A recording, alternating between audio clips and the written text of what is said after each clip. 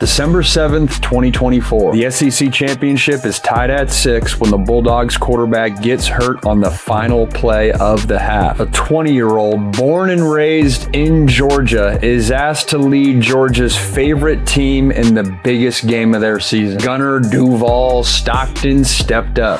Stockton running all the way up the middle. Gunner Stockton.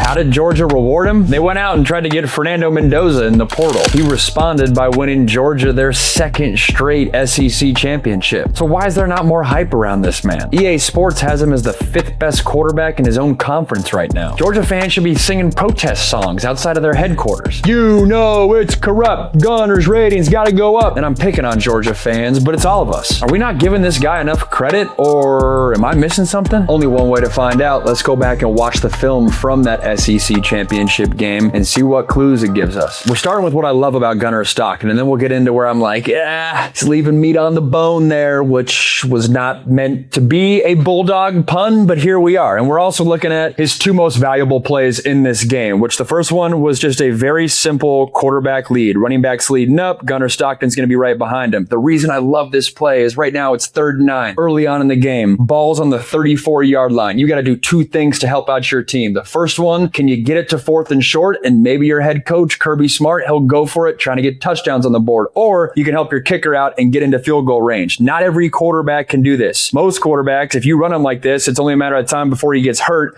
Gunner Stockton consistently has put his body in harm's way to help out his team and help out his offense in a gritty manner. Later that drive, I believe it was the same drive, but you're getting 2nd and goal from like the 10-yard line. Right here, they just call a basic quarterback draw. They're going to act like they're throwing it this way. Nah, Gunner Stockton is just going to bulldoze up front. And what you do is that you allow your offense to get into 3rd and 5 and set yourself up to score a touchdown in here. 3rd and 10, or from the 3rd and goal from the 10 is a nightmare. 3rd and goal from the 5, much more doable. Giving you the back view here, so you get a true taste of the punch that Gunner Stockton's bringing to the park. For those of you, this is the first time you're seeing one of my breakdowns, I promise you we're not just going to talk about 7 and 5-yard runs the whole time. We got more for you. Right here, I thought these were his 3 best throws in the SEC championship. It's got a curl here, a little curl, and a swing route by the back. He does a nice job managing this linebacker who's maybe dropping, we're not really sure, and he bangs this curl route right here. A lot of Georgia's offensive identity is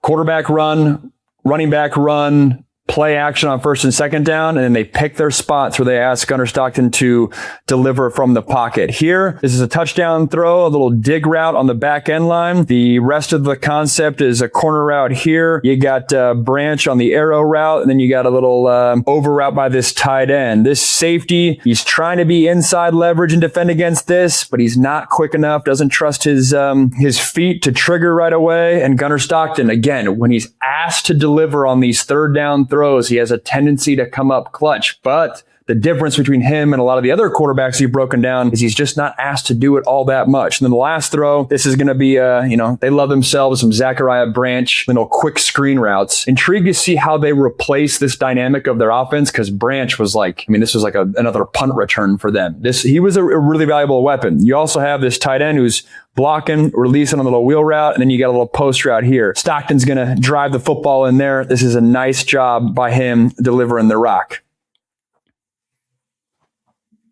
Yeah, interested to see how they replicate that.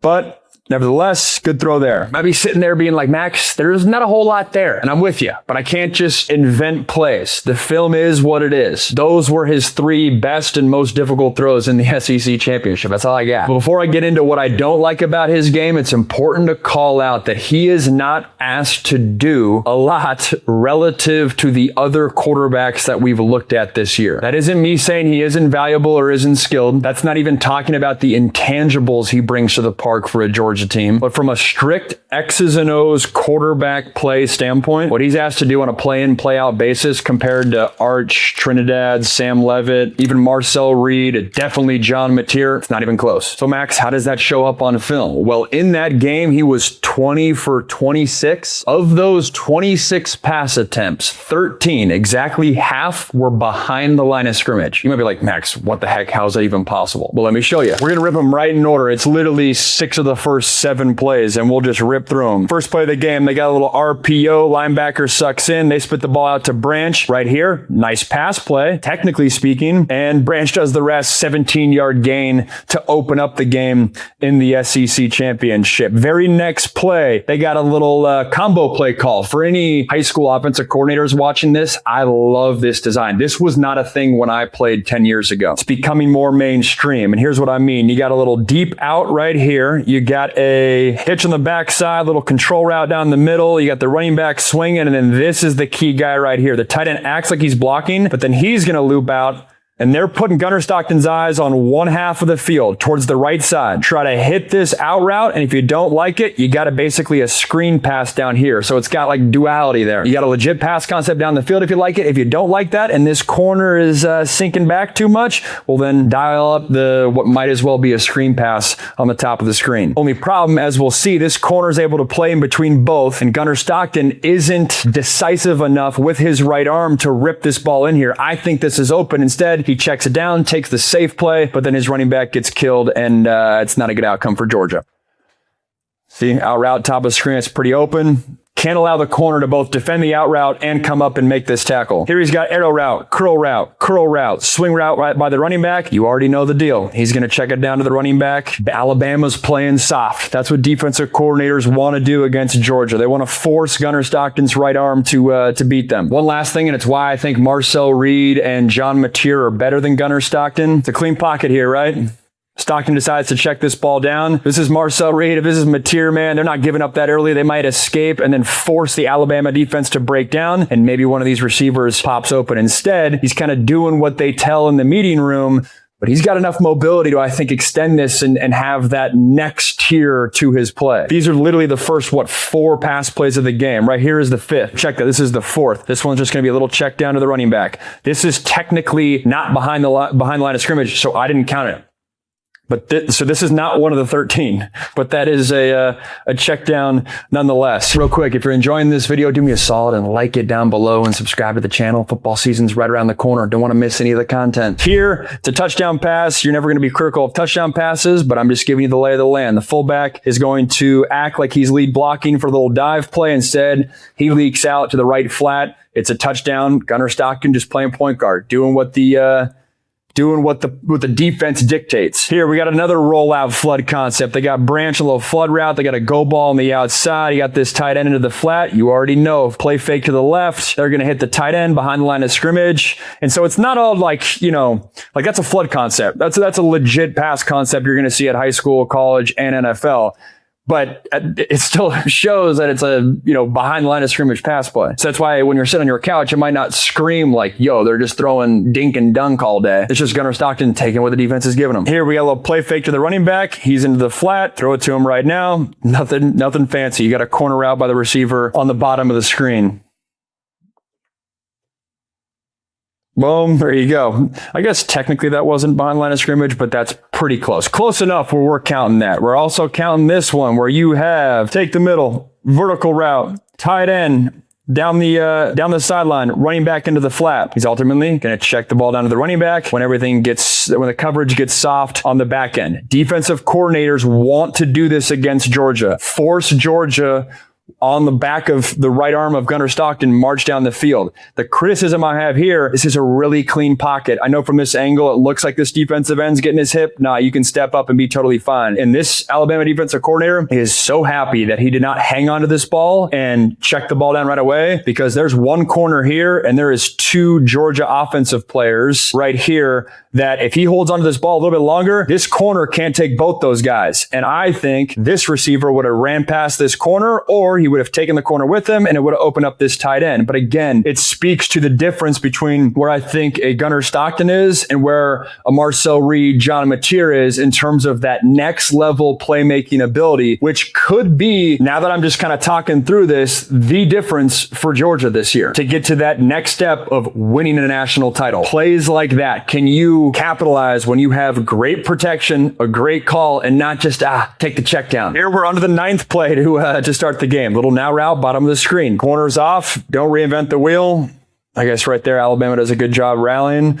There we go. Next play, slot screen to Zachariah Branch. Again, They think the coverage is soft. Boom. Cuts back. At this point, it's a punt return. He goes for 10 yards. Good pass play, but behind the line of scrimmage. Here, another now route. I'm not handpicking these. This is attempt after attempt after attempt. And then the last one, just going to be a little rollout to his right or his left. Get it to the running back into the flat. You guys get the point of what I'm trying to bring home or drive home. It's not that this passing attack is not effective. It's not that I would do anything different if I was Kirby Smart. He's got a very clear role for Gunnar Stockton. Have him play point guard, have his legs be a factor on every first and second down. And I don't want him to be a gunslinger. I don't want him to throw the rock 40 times a game. What this film is telling me, though, is there's a reason that we don't talk about him as a top quarterback in the SEC. And there's a reason that he's not an NFL prospect. Like I just dropped the John Mateer breakdown from 2 days ago. If you swapped them places and put John Mateer on Georgia, he's the Heisman favorite right now because John Mateer's asked to do much more. And defensive coordinators know this. Georgia might scare you more than Oklahoma. But if you ask a defensive coordinator who scares you, John Mateer or Gunnar Stockton on a play-in, play-out basis, to me, there's a gap. I didn't mean to make this a John Mateer video. It's just he's top of mind because I just made the video. But hand up, I'll say this. Gunnar Stockton has shown that he can play at an elite level. It showed up in the Tennessee game week 3 of last year. He's just not asked to do it week in and week out. And let me show you what I mean. On 3rd and 4, down 8, it's 30-38, 2:38 left in the game. Look at the dime that he delivers here. It's going to be a fake little screen route to Branch on the top. Fake the block, over the shoulder, meet you at the front pylon. Excellent catch, excellent throw. He's got it in there. It has popped up. Whatever he ate before this Tennessee game, he needs to eat every single time before a pregame meal. It also happened later on, or I guess earlier on in this game. I believe this is the first drive of the game. Again, look at the dime that he throws over the shoulder, top of the screen. This is where you're like, why is this dude not an NFL prospect? Hanging in there, boom. Doesn't get any better than that. My favorite throw, low-key, if I was a evaluator, 3rd and 7, midway point in the game, he's got a dig route to the top of the screen. I want you to look at this defensive tackle who comes right underneath the armpit, which for me, former quarterback, the hits that hurt the most were the ones underneath your arm because you get full rib cage, it knocks the air out of you, and it's just scary because it feels like you're going to rip up your shoulder, which that's literally what I did. But Gunnar Stockton might be his best trait. The toughness, the grittiness, hangs in this pocket, 3rd and 7. Gosh, he just got smoked. I think I got the back view to make you guys appreciate this. Like, this is big time. So, like, it is in there. Last but not least, I got it's 4th quarter late in the game. Another little tight end. I'm going to fake the block, home run shot down, or at least over the top shot, get a little first down. The pocket presence, there's flashes of it. But to me, there's also levels to this. That first throw versus Tennessee that Stockton made is maybe the best throw that I've seen a Georgia quarterback make since I've been an analyst. Like we said, down 8, 3 minutes left in the 4th quarter. London Humphrey's defender is running alongside him, but it doesn't matter. He puts it where only his dude can get it. That skill at that moment is Exhibit A. For me, though, as you guys saw in this video, the respect level for where we have Gunnar Stockton at is right where it should be. He's a legit SEC starter with very valuable skills, but he's not in that top tier. He's got the talent to lead Georgia to a national title, but if you put him on a different team or a different offense, it could be a completely different story.